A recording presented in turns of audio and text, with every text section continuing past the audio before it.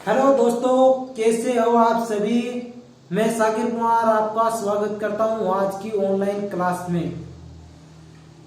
Topic शुरू करने से पहले दो लाइन हो जाए। दुनियादारी छोड़ के अपने लक्ष्य के पीछे भागते हो। लोगों का तो सिर्फ वक्त आता है, तुम्हारा दौर आएगा। दुनियादारी को भूल जाओ और लक्ष्य के पीछे भागो। सुनी होगी बात, अपना टाइम आएगा। टाइम नहीं, हमारा तो दौर आएगा। हमारा दौर आएगा, टाइम नहीं, दौर आएगा। ठीक है ना। अब देखो आगे पढ़ेंगे। आज मैं ने दो पार्ट पहले करवाए इसी टॉपिक के। ट्रिग्नोमेट्री ट्रिगोनोमेट्री हमारे चल रहा था टॉपिक। त्रिकोणमिति टॉपिक हमारे यहाँ पर चल रहा था, जिसके मैंने दो पार्ट कराए। दोनों पार्टों में मैंने सारणी बनानी और छोटे छोटे फॉर्मूले आपको बताए थे। वो फॉर्मूले आज हमारे यहाँ पर काम आएंगे। क्योंकि आज हम लोग त्रिकोणमिति के क्वेश्चन सोल्व करेंगे। मैंने फॉर्मूले आपको लास्ट तक डटे रहना आप लोग, जिससे आपको समझ में आ जाएगा। ट्रिग्नोमेट्री में आपके कभी भी इस तरह की प्रॉब्लम नहीं है, किसी भी तरीके की प्रॉब्लम नहीं होगी। समझ गए आप लोग। तो अब टॉपिक शुरू करते हैं आज का।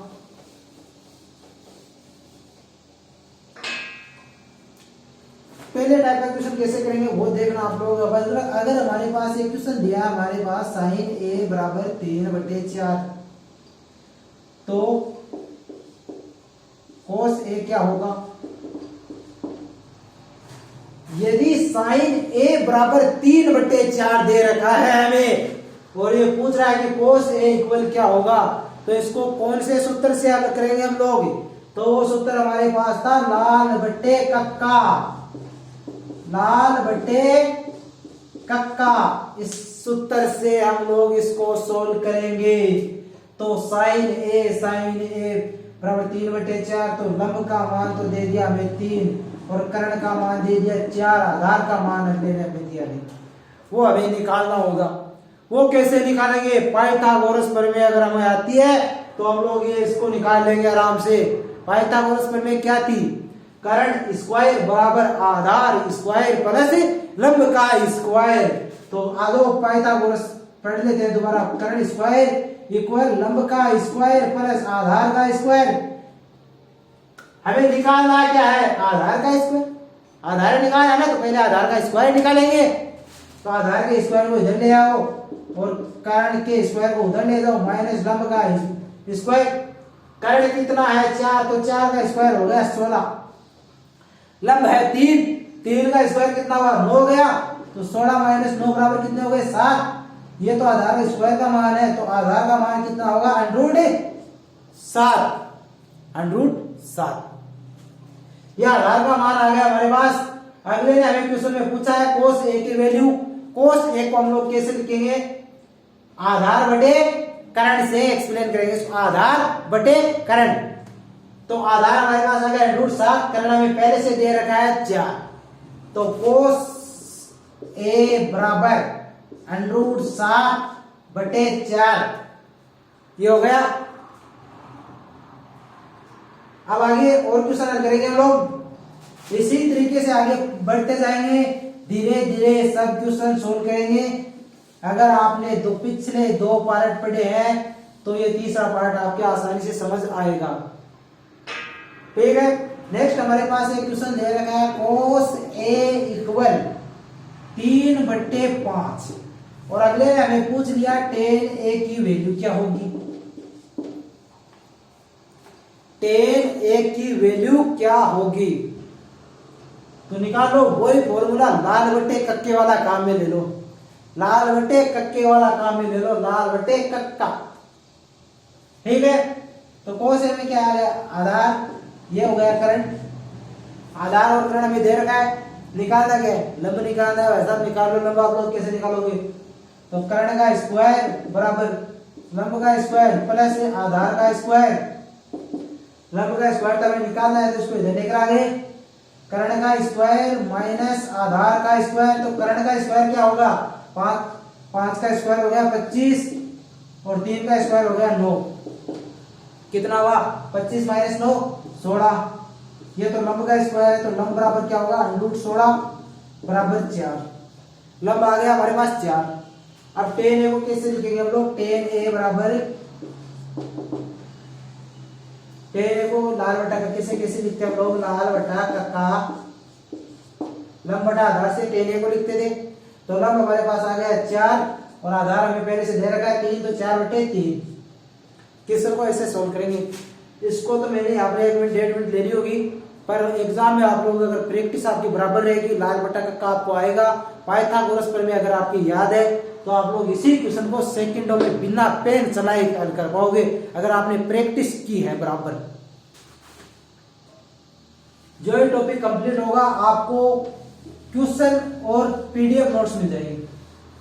टेलीग्राम लिंक पर आपको क्वेश्चन और पीडीएफ नोट्स मिल जाएंगे, जिससे आपकी आगे की तैयारी में आपको कोई प्रॉब्लम नहीं होगी। आप इसको आगे आराम से घर पर सोल्व कर पाओगे क्वेश्चन को। सेक a बराबर 5/3 पूछ रहा है हमें क्या, tan की वैल्यू, tan a की वैल्यू पूछ रहा है। क्वेश्चन दे रखा है सेक a बराबर 5/3, तो tan a की वैल्यू निकालो। वही लाल बटा कक्का वाला काम में लेंगे और पाइथागोरस भी यूज में लेंगे। तो ठीक है, ये हमारे पास है लाल बट्टा कक्का। सेक a का क्या मान होता है, कर्ण बटे आधार। कर्ण आ गया हमारे पास 5, आधार आ गया 3, आधार आ गया 3। बोलो भाई साहब, आ रहा है समझ में आपके। वही अब थोड़ी देर पहले किया था उसी का उल्टा ही हो गया है, तो बस मान सेक में दे दिया, उसमें कोस में दे रखा था। ठीक है, आगे बढ़ते हैं, इसमें भी निकाल देंगे एक बार और। आपको पहले पढ़ा है तो अभी आप आराम से निकाल पाओगे इसके, कई तो वैसे ही बिना पेन चलाए बता देंगे आंसर। ठीक है, तो लंब निकालना है तो लंब का स्क्वायर बराबर कर्ण का स्क्वायर माइनस आधार का स्क्वायर। कर्ण का स्क्वायर कितना हो गया 25, आधार का स्क्वायर हो गया 9, आधार का स्क्वायर हो गया 9, 25 माइनस 9 बराबर 16, तो लंब बराबर हो गया 4। tan a की वैल्यू क्या होगी, लंब बटे आधार, तो tan a बराबर 4/3। अभी जस्ट निकाला था मैंने नेक्स्ट पिछले क्वेश्चन में, पर ये सेक में दे रखा है, उसमें कोस में मान दे रखा था, पर आपको निकालना आना चाहिए, तो मैंने ये कि सेम क्वेश्चन 2 बार रिपीट करा दिया। कोई बात नहीं, आगे पढ़ेंगे हम लोग।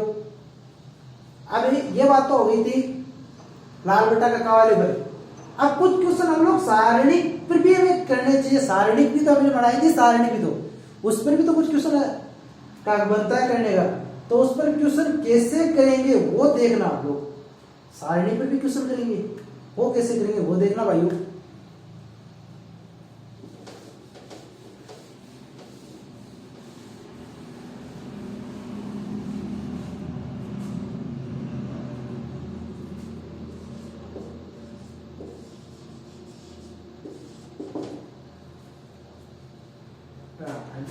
कोसेक थीटा बराबर 2, बता दो ऐसा थीटा की वैल्यू क्या है। √3 कोसेक थीटा बराबर 2, तो ये बताओ थीटा का मान कितना है, थीटा कितनी डिग्री है, रेडियन में इसका मान क्या है, थीटा की वैल्यू क्या है। तो इसको सोल्व करते हैं, पहले सोल्व करेंगे तभी तो बताएंगे।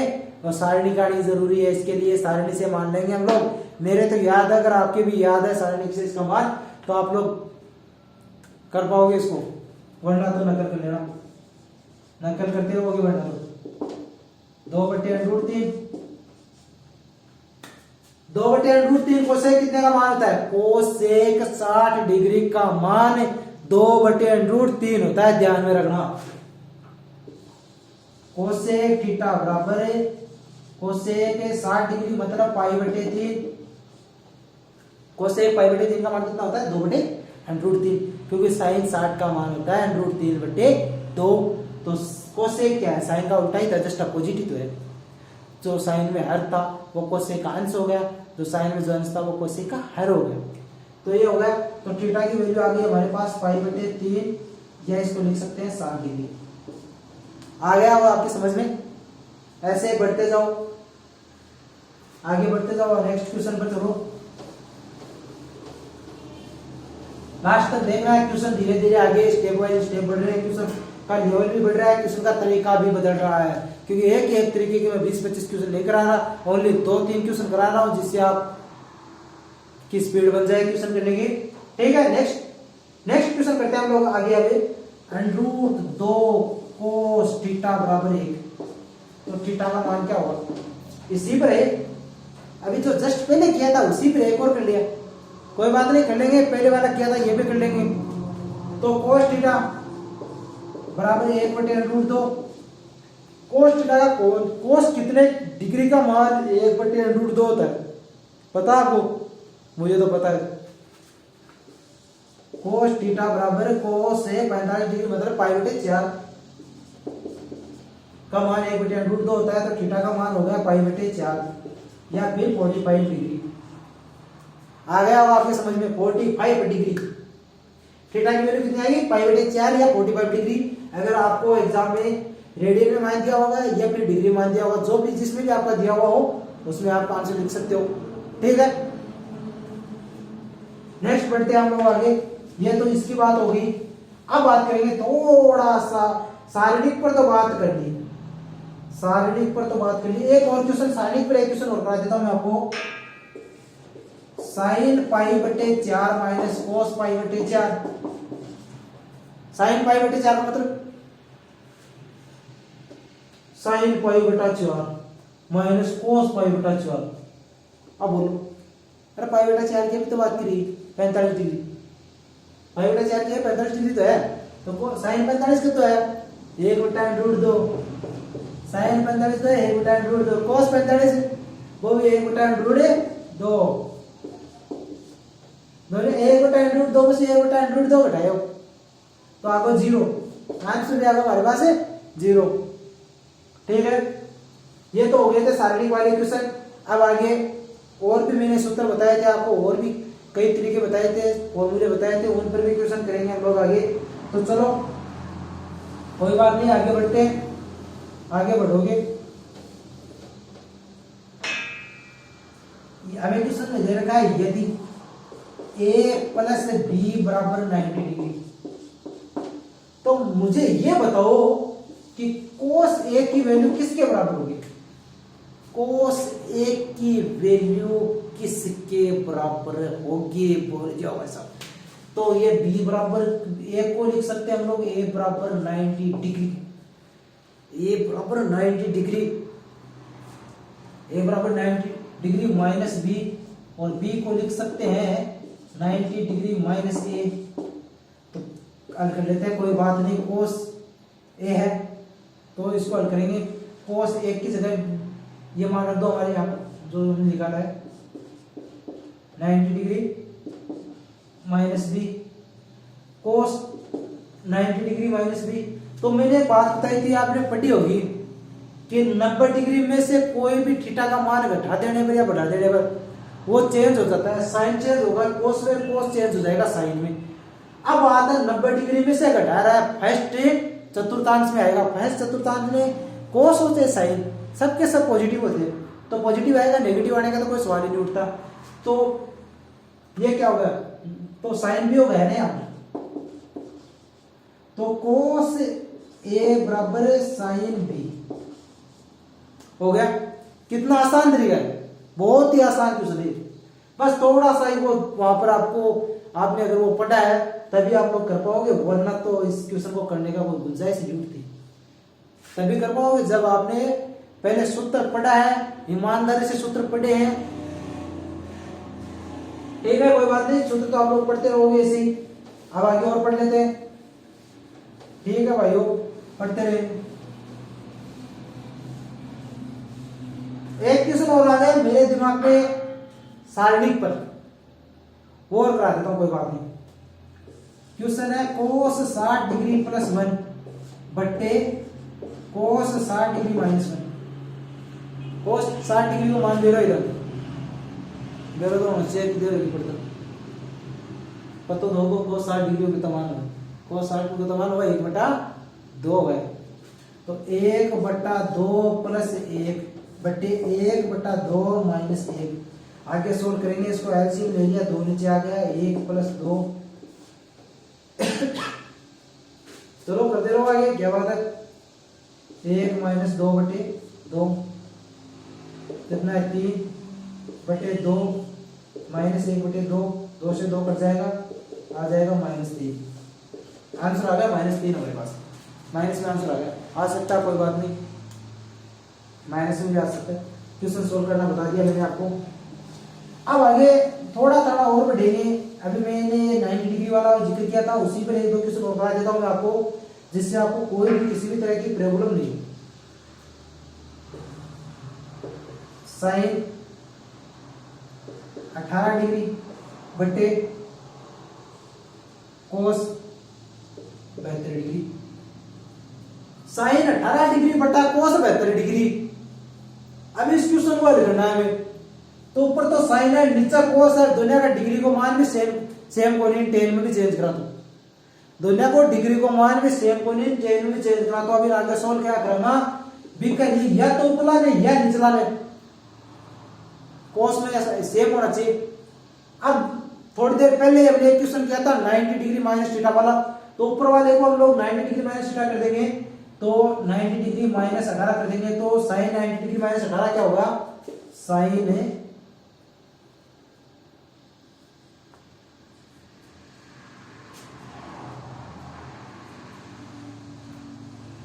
आ रहा होगा समझ में,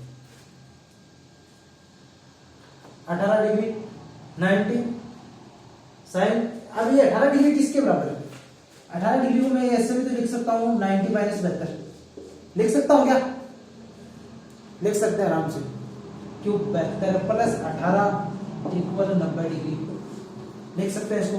तो इसको मैं लिख दूंगा साइन 90 माइनस 72 बटे कोस 72। अभी थोड़ी देर पहले बात की थी साइन को 90 में, साइन थीटा का माना कि साइन 90 माइनस थीटा वो तो वो कोस में चेंज हो जाएगा, क्योंकि 90 पर चेंज होगा। तो कोस 72 बटे कोस 72, कोस 72 बटा सेम आगा, कोस 72 बटा कोस 72, तो क्या हो दोनों कटेगा आपस में, तो एक आंसर आ गया, तो एक आंसर आ गया। थोड़ा दिख नहीं रहा, थोड़ा नीचे लिख दिया मैंने, कोई बात नहीं, फिर भी समझ में आ गया आपके। आगे बढ़ो और पढ़ो, एक और करते हैं इसी पर, इसी फॉर्मूले पर एक क्वेश्चन और हम लोग हल करेंगे। तो वो क्वेश्चन हमारे पास है 2 साइन 38 डिग्री बटे 2 साइन 38 डिग्री बटा कोस 52 कोस 52 डिग्री। वो 90 माइनस 38 वाला फॉर्मूला काम में देखना भाई, तभी आएगा समझ में। तो 2 साइन 90 माइनस 52, 38 को 90 माइनस 52 लिख सकते हैं, तो ये साइन कोस में चेंज हो जाएगा, ये बटे कोस 52 डिग्री लिख दिया मैंने। फिर आगे और लिखा मैंने 2 कोस 52 बटे कोस 52, कोस 52 से कोस 52 को गया, हमारे पास बच गया 2, ये इसका आंसर आ गया। हमारे पास बच गया 2 साइन 38 डिग्री बटे कोस 52 डिग्री। या तो साइन को कोस में चेंज करो या फिर कोस को साइन में चेंज करो। तो मैंने साइन को, ये 38 डिग्री है, इसको मैंने 90 में से 52 को उठाया तो 38 डिग्री आ गया। फिर मैंने इसको आगे सोल्व किया तो कोस 52 डिग्री आ गया बटे कोस 52 डिग्री है, ऊपर वाला 2 कोस 52 है, कोस 52 से कोस 52 कट गया, बच गया हमारे पास 2। सोल्व कर लिया मैंने इस तरीके का क्वेश्चन, बहुत बड़ी बात, आपने ये क्वेश्चन सोल्व कर लिया। चलो आगे और भी मैंने क्वेश्चन लिखाए थे, आगे मैंने और भी कई सूत्र लिखाए थे, वो सूत्र आपको कितने की याद है ये भी तो पता लगाऊं मैं, कि मैंने और भी सूत्र लिखाए थे आपको, वो कितने का आपके याद है, आपने याद किए नहीं किए, वो कैसे पता चलेगा, क्वेश्चन सोल्व करेंगे तभी तो पता चलेगा। चलो एक छोटा सा प्रश्न कराते हैं, बहुत ही काम का प्रश्न, थोड़ा सा हट करके, एक क्वेश्चन तो हर टॉपिक में हट करके कराऊंगा मैं। क्वेश्चन है, पहले मैं क्वेश्चन लिख देता हूं एक।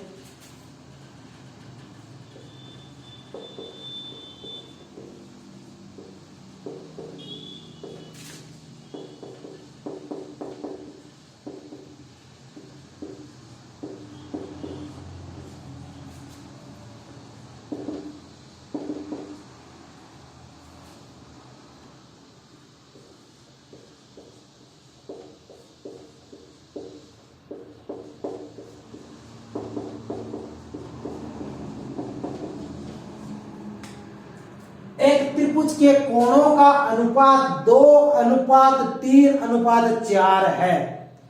त्रिभुज में हमें पता है 3 कोण होते हैं। अब तीनों कोणों का अगले ने हमें अनुपात दे दिया।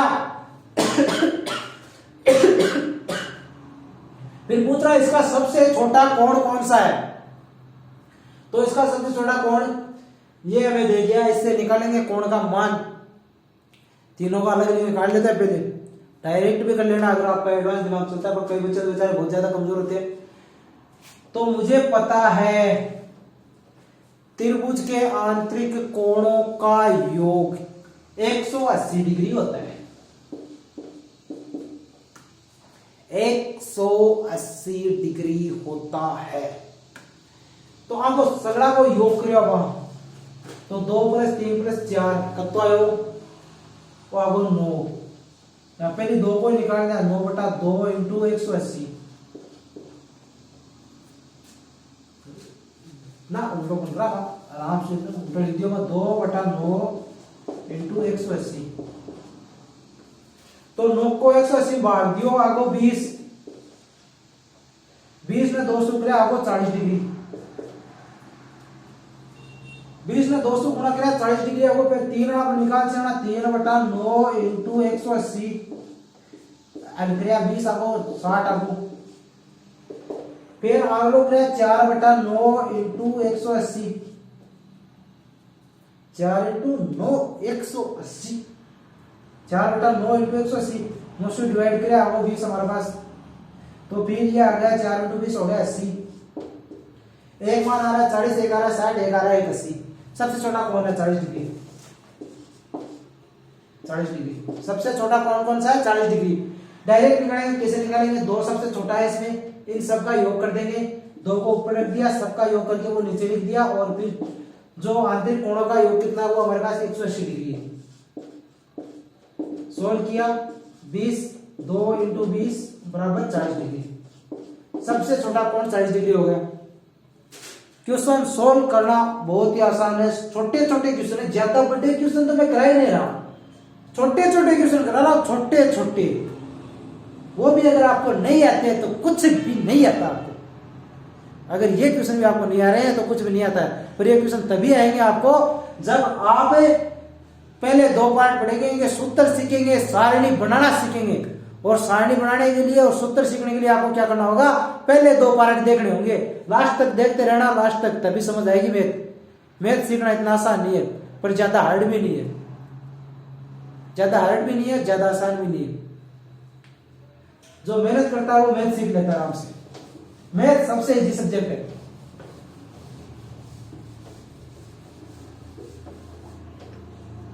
चलो आगे बढ़ते हैं। Question square theta minus cot square theta. Okay लिख दियो भाई जी मैं।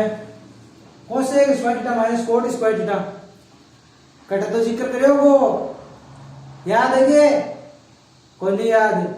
मैंने भी रो अरे को नहीं याद है तो मैं लिखायो हो कोट स्क्वायर थीटा प्लस 1 बराबर है कोसेक स्क्वायर थीटा। लिखायो को लिखायो? अभी कोट ने बटी ले जाओ माइनस में आ जाओ और 1 का बराबर में आओ। कोसेक स्क्वायर थीटा को मान 80 लिख दो। लिखते सके कोट स्क्वायर और लिखियो मैं coat square theta plus 1 minus cot square theta plus को माइनस को कट को और बच को 1 और एक सर्वसर्व का ही है रेडी और कुछ को नहीं। वो तो मैं थोड़ा सा ज्यादा बढ़ा करा दियो, समझ गया? आगे पढ़ लियो फिर समझ गया ना? ठीक है फिर आगे बढ़े हम अब।